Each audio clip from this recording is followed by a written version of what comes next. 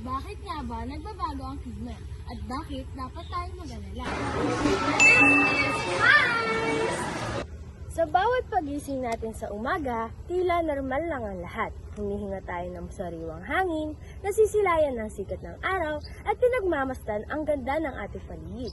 Ngunit sa likod ng mga tanawing ito, may isang problemang unti-unti nang lumalala. Unti-unti nang nagbabago ang ating klima. Hindi ito basta-basta simpleng pagbabago ng panahon. Malaki din ang naging ambag ng tao sa problemang ito. Ang walang habas na pagpuputol ng puno, pagtatapon ng basura kung saan-saan, at ang polusyon mula sa sakyan at mga pabrika. Lumalala ang mga bagyo, mas madalas ng pagbaha, at hindi lamang kalikasan ang naaapektuhan, kundi pati na rin ang ating mga tahanan, kabuhayan at pang-araw-araw na pamumuhay. Ito ang realidad ng climate change, at kung mananatili tayong walang ginagawa, maaaring mas lumala ang problemang ito sa susunod na taon.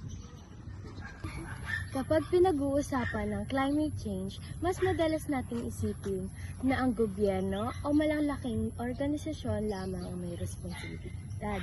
Pero ang totoo, nagsimula ang tunay na pagbabago sa bawat isa sa atin. Hindi kailangan agad gumawa ng napakalaking hakbang dahil kahit sa simpleng paghiwalay lang ng basura, pagtitipid ng tubig at kuryente, pag-iwas ng paggamit ng single-use plastic at pagtatanim ng halaman ay may malaking epekto kapag ginawa natin araw-araw.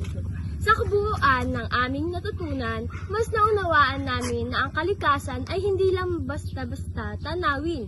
Ito ang ating tahanan, dito nanggagaling ang hangin na ating nilalanghap, sa pagkain na bumubuhay sa atin at sa tubig na ating naiinom.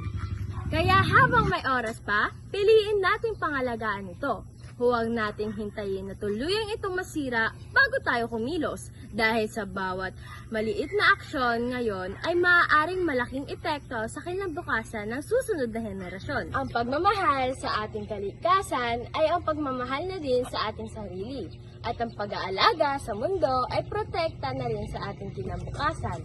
Ang tanong ay hindi na kung may magagawa ba tayo. Ang tanong ay kung kailan tayo magsisimula.